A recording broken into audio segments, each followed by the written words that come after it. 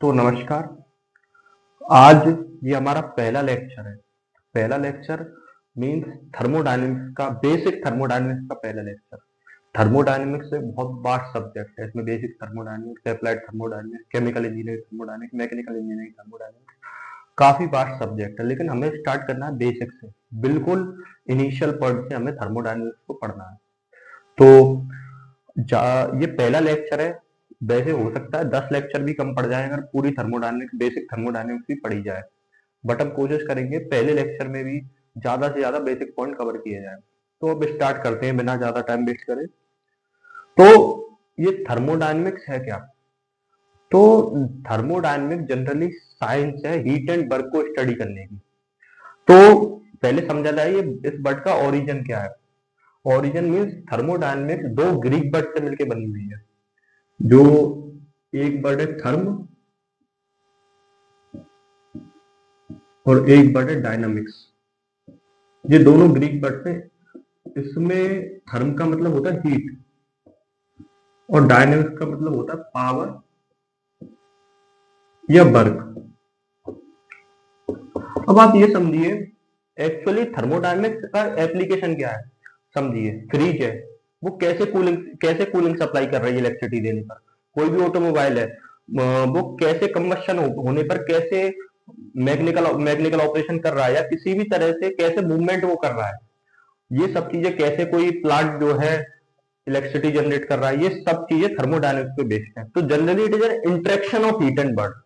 तो हीट और वर्क, इनके इंटरेक्शन को ही थर्मोडायनामिक्स कहते हैं। पूरी स्टडी थर्मोडायनामिक्स की डिपेंड करती है हीट एंड वर्क के इंटरेक्शन पर। अब थोड़ा इसमें आगे बढ़ते हैं, काफी पॉइंट कवर करने हैं। तो थर्मोडायनामिक्स क्या हुई? थर्मोडायनामिक्स इज इंटरेक्शन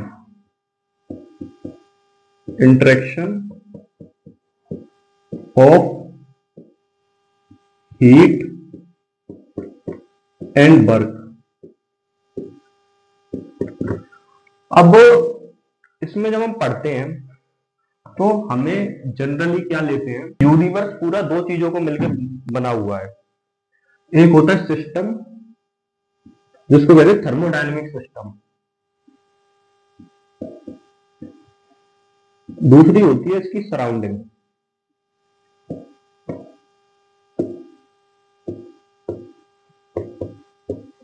और इन दोनों को मिला के बनता है यूनिवर्स।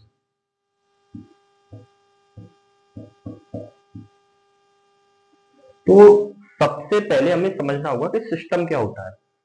अब समझिए, अगर एग्जांपल लेके सिस्टम को समझिए, तो एक पॉट है जिसमें गर्म चाय या गर्म पानी कुछ भी है ना। उसके अंदर हीट प्रोड्यूस हो रही है, वेपर बन रहे हैं, वो बाहर जा रहे हैं। जो उसका एटमॉस्फेयर है बाहर का, जो रूम है या किसी भी जगह वो पॉट रखा हुआ है, वो उसकी सराउंडिंग है।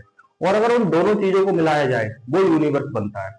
या फिर दूसरा एग्जांपल, कोई भी व्हीकल है, उस व्हीकल में जो उसका कंबस्शन चेंबर है, जिसमें गैसोलीन या कोई भी फ्यूल कंबस्ट हो रहा है, वो उसका सिस्टम है। और उसके अराउंड जो कुछ भी है वो उसकी सराउंडिंग है। तो जनरली समझा जाए तो सिस्टम क्या है? सिस्टम यूनिवर्स का वो स्पेस या एरिया है जिसको हम ऑब्जर्व या स्टडी करते हैं। तो सिस्टम इज दैट, तो यूनिवर्स का वो एरिया जिसको हम ऑब्जर्व या स्टडी कर रहे हैं वो सिस्टम है। और उसके अराउंड जो कुछ भी है वो उसकी सराउंडिंग है। और अगर उन्हीं दोनों चीजों को मिक्स कर दिया जाए तो वो यूनिवर्स बनता है। इसके अगर एग्जांपल देखा जाए तो pot of boiling water, pot है जिसमें वाटर बॉइल हो रहा है, वो सिस्टम है। और उसके अराउंड जो कुछ भी है वो सराउंडिंग है। या फिर कोई दूसरा एग्जांपल देखा जाए, तो कंबस्शन ऑफ गैसोलीन। गैसोलीन का कंबस्ट हो रहा है जिस चेंबर में, वो सिस्टम है। और उसके अराउंड जो भी है, उसका ब्रेक है, पिस्टन है, व्हीकल है, जो कुछ भी है, वो सब उसकी सराउंडिंग है। इसी को अगर मिला दिया जाए तो बनता है यूनिवर्स। अब ये जो सिस्टम है, ये सिस्टम 3 तरह का होता है। तो हम समझते हैं सिस्टम कितने तरह का होता है और कैसे कैसे होता है विद एग्जांपल।